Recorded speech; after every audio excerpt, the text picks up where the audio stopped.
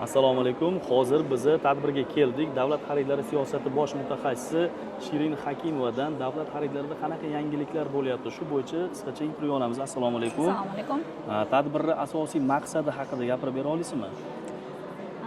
Bugungi o'tkazilayotgan tadbir mavzusi davlat xaridlarini takomillashtirishga qaratilgan bo'lib, bugungi tadbirimizda juda ham ko'plab davlat xaridlari subyektlari, jumladan o'sha davlat tashkilotlari, yirik korxonalar, tadbirkorlik subyektlari, mahalliy ishlab chiqaruvchilar, xalqaro tashkilotdan xalqaro moliya institutlari ekspertlari ishtirok etmoqdalar. Bugungi tadbirimiz maqsadi ham davlat xaridlarida ishtirok etayotgan tadbirkorlik subyektlariga davlat xaridlari sohasida amalga oshirilgan islohotlar to'g'risida ma'lumot berish, ulardagi taklif va e'tirozlarni tinglagan holda ularni muammolarini yechish bo'yicha tizimli choralar ko'rishga bag'ishlangan. Hammaga ma'lumki, O'zbekistonda davlat xaridlari tizimini takomillashtirish bu iqtisodiy islohotlarimizning asosiy yo'nalishlaridan biri hisoblanadi. Bugungi kunda sohada takomillashtirish bo'yicha juda ham ko'plab chora-tadbirlar, islohotlar amalga oshirilmoqda. Mahalliy ishlab chiqaruvchilarni qo'llab-quvvatlashga, tadbirkorlarni qo'llab-quvvatlashga, ayollar, nogironlar, yosh tadbirkorlarni davlat xaridlarida faol ishtirok etishga qaratilgan ko'plab normativ huquqiy hujjatlar qabul qilindi, islohotlar, mexanizmlar joriy qilib kelinmoqda. Xususan, mana bugungi kunda o'sha davlat xaridlari tizimida davlat xaridlari biznesga ko'mak tamoyili asosida tadbirkorbay ishlash tizimi yo'lga qo'yildi. Undan tashqari o'sha ishlab chiqaruvchilar ekotizimi ishga tushirildi. Korrupsiyani oldini olishga qaratilgan ko'plab mexanizmlar ham samarali ishlab kelmoqda. O'ylaymizki,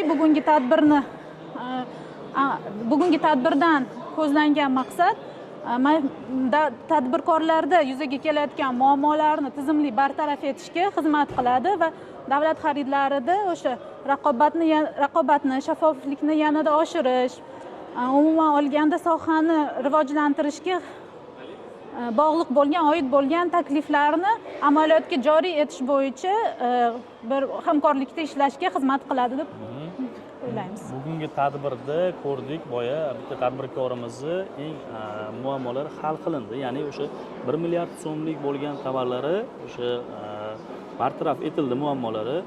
Tadbirkorlarga qanaqa yangiliklar, ya'ni yengilliklar bo'lyapti, shu haqida davlat xaridlari bo'yicha aytib bera olasizmi? Tadbirkorlarga juda ham ko'plab qulayliklar, yengilliklar yaratilmoqda.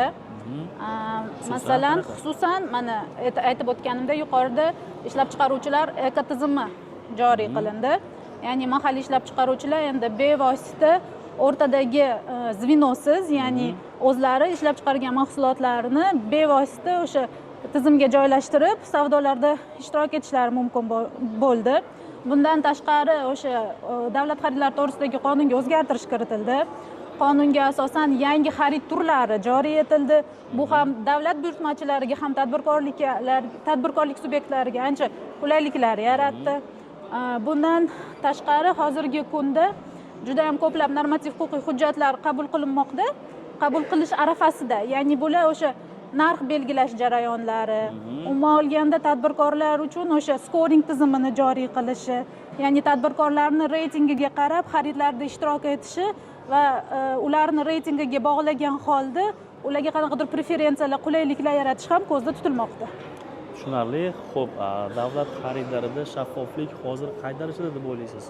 Chunki ayrim tadbirkorlar aytayaptiki, shaffoflik baribir bu darajada yaxshi emas deyishyapti. Lekin men ularga aytyapman, mana davlat xaridlarida bosqichma-bosqich islohotlar amalga oshirilyapti.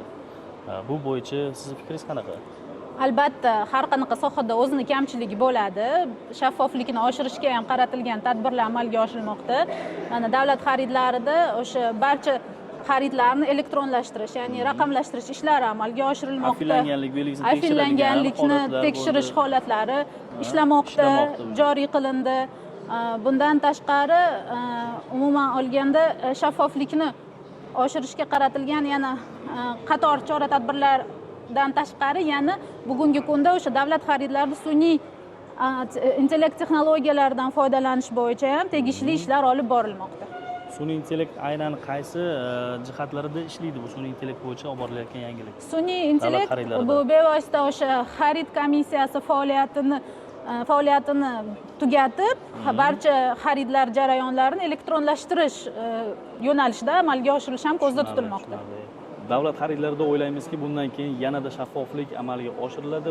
Bu borada bosqichma-bosqich islohotlar amalga oshirilyapti. Barcha tadbirkorlarimizni davlat xaridlarida, tenderlarda qatnashishga bizni chorlab qolamiz. Qatnashinglar davlat xaridlarida.